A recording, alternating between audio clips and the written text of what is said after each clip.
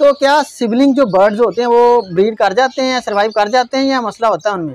Sibling बाज का बहुत मजबूरी होती है जी, सिबलिंग लगाना पड़ता है। कोई ऐसी पेयरिंग होती है जिसको टेस्ट करने के लिए आपको सिबलिंग लगाना पड़ जाता है। जी जी।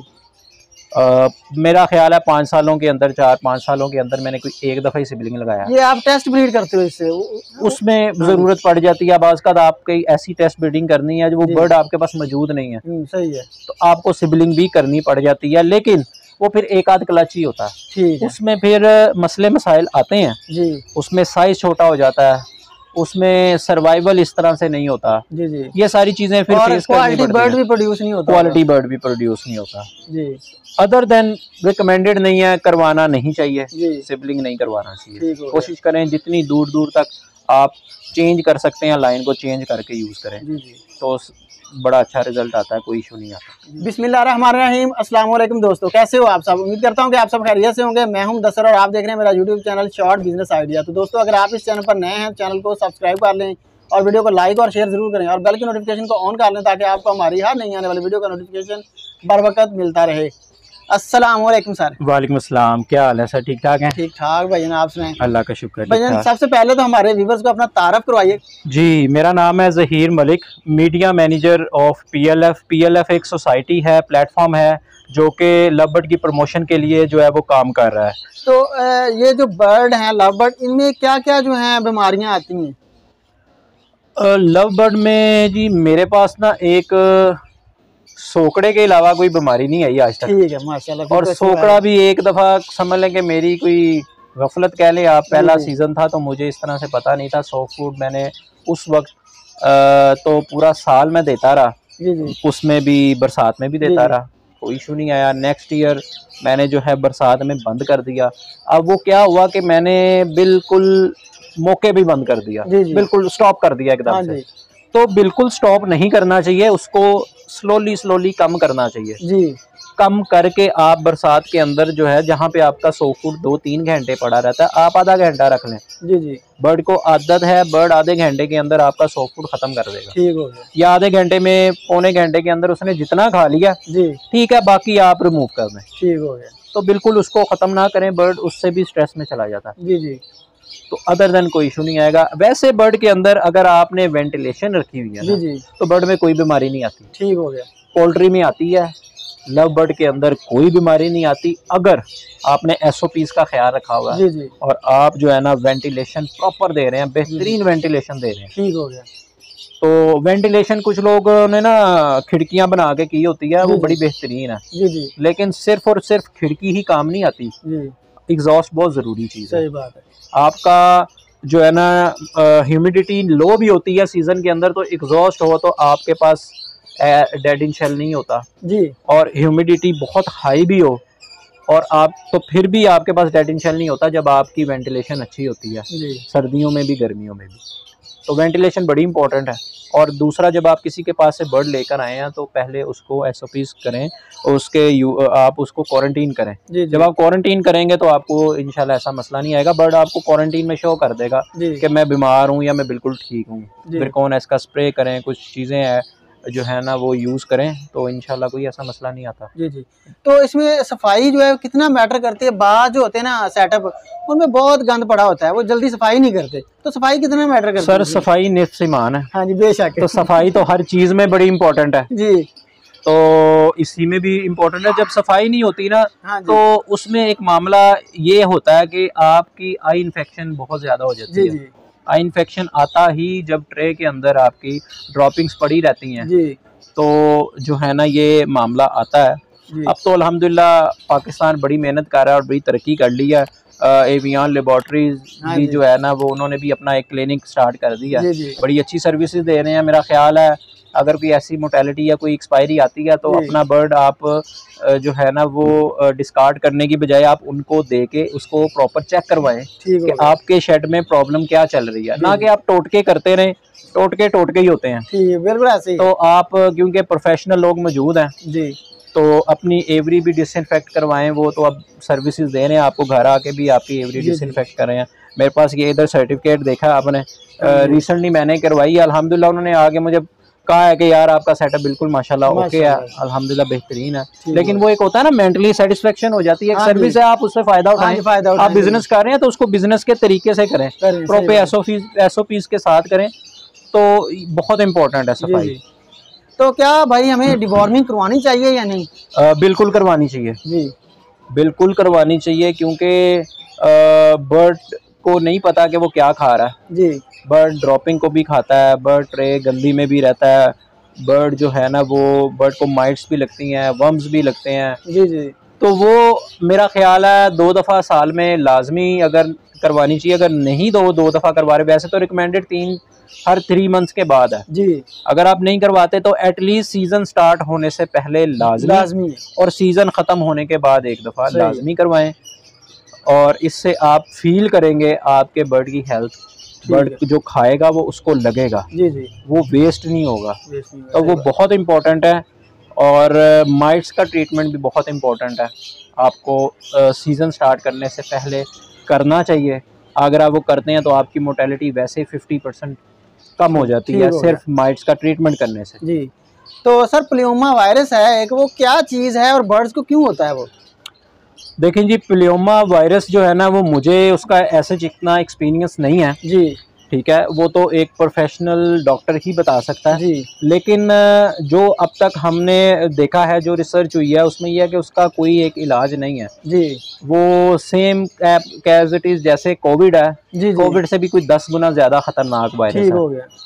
तो वो जब जिस बर्ड में होता है बड़े में, उसमें तो इतना शो नहीं करता जी, लेकिन आगे जो बच्चे होते हैं उसमें जो है ना वो प्रॉब्लम आती है जी। बच्चा सरवाइव नहीं करता, बच्चा 20 डेज के बाद 20-25 डेज के अंदर जो है ना एक्सपायर हो जाता है, ठीक हो गया। और वो आप सच उसके कुछ जो है ना वो सिम्टम्स हैं जी, लेकिन बेहतर यही है कि आप जो है ना उसका प्रॉपर कोई भी बर्ड एक्सपायर हो आपके पास तो आप उसको जो है ना वो लैब में भिजवा के प्रॉपर टेस्ट करवा लेंगे क्या ये प्लियोमा है, और अगर प्लियोमा है तो आपको वो सारा सेटअप चेक करवाना पड़ेगा। उसमें जिन बर्ड्स के अंदर प्लियोमा है तो आपको वो सेपरेट करके जी जी, तो उसको जो है ना वो फिर वो ट्रीटमेंट करेंगे और वो आपको बेहतर गाइड करेंगे जो इसके एक्सपर्ट्स हैं जी। तो वैसे तो ऐसे जितना प्लियोमा पाकिस्तान में बहुत कम है। हाँ जी, कुछ बर्ड्स को होता है, कहते हैं ये इसमें होता है, वो उसके जो होते हैं ना सेल्स वो डेड होते हैं, वो बाद का एक्टिव हो जाते हैं। बिल्कुल हाँ जी, बिल्कुल ऐसा। तो भाई ये जो हमारा डेड इन शेल का इशू होता है ये क्यों आ जाता है बाद का बर्ड्स में? डेड इन शेल होता है ह्यूमिडिटी और टेम्परेचर की वजह से जी जी। ह्यूमिडिटी जब बहुत ज्यादा हाई या बहुत ज्यादा लो होती है जी जी, तो डेड इन शेल आता है जी। और जब टेम्परेचर एकदम जो है ना वो 10 डिग्री से ज्यादा फ्लक्चुएट कर देता है ना, जैसे सुबह जो है वो 30 है जी, रात को एकदम 17-16 पे चला गया जी जी, 12-15 का डिफरेंस आ गया, तो उसमें भी डेड इन शेल होता है जी जी। नॉर्मली फीमेल्स जो होती हैं ना अच्छी फीमेल्स होती हैं वो उसको खुद ही जो है ना वो बैलेंस कर लेती हैं जी जी, लेकिन बाज़ का तो होता है कि फिर भी मसला आता है उसमें। आप अगर वेंटिलेशन अच्छी रखेंगे जी जी, तो ब्रीडिंग सीजन के अंदर आप कह लेंगे 40% जो है ना आपकी वेंटिलेशन हाँ जी, वेंटिलेशन ज्यादा मैटर करती है, बहुत मैटर करती है। वेंटिलेशन अगर आप अच्छी रखते हैं जी जी, तो डेड इन शेल के चांसेस वो भी इसी वजह से। इनफर्टिलिटी में मुख्तलिफ रीजंस होते हैं, इनफर्टिलिटी के अंदर भी गंदगी भी रीजन होता है, उसमें आपका बॉक्स नीट नहीं होता, आपकी जो है ना ड्रॉपिंग्स पड़ी हुई है केज के अंदर ही, ट्रे के अंदर, फिर बॉक्स के अंदर पहला क्लच हुआ है, दूसरे क्लच में आपने उसको साफ ही नहीं किया, उसमें वजह होती है। फिर मेल आपने अंडर एज लगा दिया जी जी, फिर फीमेल जो है वो अच्छी तरह इंक्यूबेट ही नहीं कर रही जी, तो ये बहुत सी मल्टीपल रीजंस होती हैं। ठीक हो गया, इनफर्टिलिटी की भी ठीक हो गया। तो सर जब हम अपना बॉक्स लगाएं तो बॉक्स लगाने में क्या एहतियात करें, क्या उसको डिसइंफेक्ट करें या डिसइंफेक्ट? जी बहुत ज़रूरी है जी। हम लोग गफलत कर जाते हैं अक्सर के यार नया बॉक्स अभी खरीदा इसको ज़रूरत नहीं है जी, तो बाज़ का वहाँ पे भी माइट्स होती हैं जी।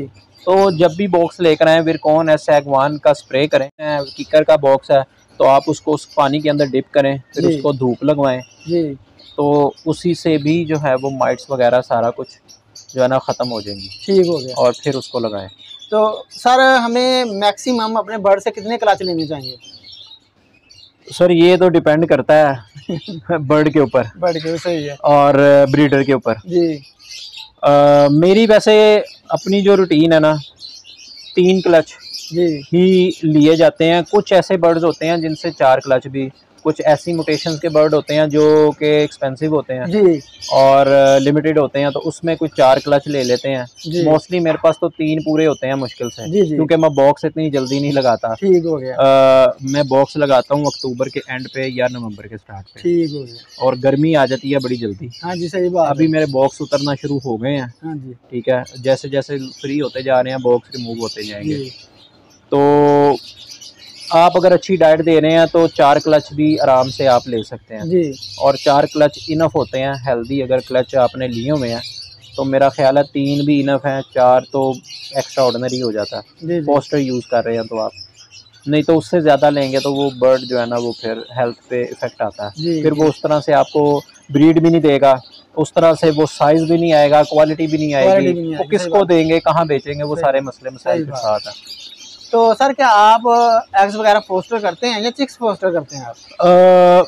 मेरी कोशिश होती है मैं एग फोस्टर ना करूं जी। 80% तक आप कह सकते हैं कि मेरे, बल्कि 90% तक मैं चिक्स फोस्टर करता हूँ, ठीक हो गया, एग फोस्टर नहीं करता जी। उसमें क्या होता है, उसका एक बेनिफिट जो मैंने नोट किया, अब बर्ड इजीली फीमेल जो है ना उसको इंक्यूबेट कर लेती है, हैच करा लेती है, 2-3 दिन क्रॉप मिल्क दे देती है।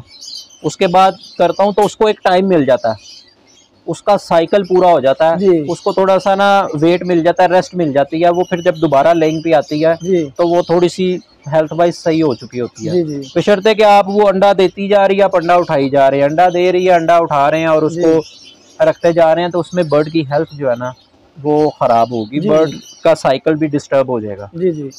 तो बेहतर मैं जो फील करता हूँ, हर बंदे की अपनी प्रैक्टिस है, मेरी प्रैक्टिस है कि मैं चिक्स ही फोस्टर करता हूँ। बाज़ का जब आप चेंज करते हैं ना तो उसकी टेम्परेचर उसने जो मेंटेन किया हुआ डिफरेंट है, दूसरी फीमेल ने डिफरेंट मेंटेन किया हुआ है, तो उसमें जो है ना वो डेड इन शेल भी हो जाता है। ठीक हो गया। तो भाई इंक्यूबेशन जो पीरियड होता है ये कितना होता है, कितने दिन का होता है? 21 डेज से 23 डेज तक होता है, कुछ फीमेल्स 25 डेज तक भी ले जाती है, डिपेंड करता है। कुछ फीमेल्स पहला अंडा देने के बाद ही जो है उसको इंक्यूबेटिंग स्टार्ट कर देती हैं, कुछ फीमेल्स अपने एग्स पूरे करने के बाद इंक्यूबेट करती हैं। ठीक हो गया। तो उस हिसाब से होता है कि कुछ जो फीमेल पहले दिन से इंक्यूबेट कर रही है तो उसका तो पहला चिक आ जाता है 21 दिन के बाद। जो लास्ट के बाद कर रही है उसका पहला चिक फिर वो 23 या 25 डेज में जाके वो होता है, क्योंकि वो इंक्यूबेट ही बाद में स्टार्ट किया उसने। तो ये चीज़ें होती हैं फीमेल्स के हिसाब से। ठीक हो गया। तो सर कुछ फीमेल जो होती हैं ना वो जो जब एग्स लेइंग करती हैं ना तो उनके साइजेस में बड़ा फ़र्क आता है। वो 5 अंडे अगर दिए ना तो 5 अंडों में फ़र्क होगा, ये क्या वजह होती है? ये सॉफ्ट फूड की वजह होती है या कोई उसमें कोई बीमारी वगैरह होती है?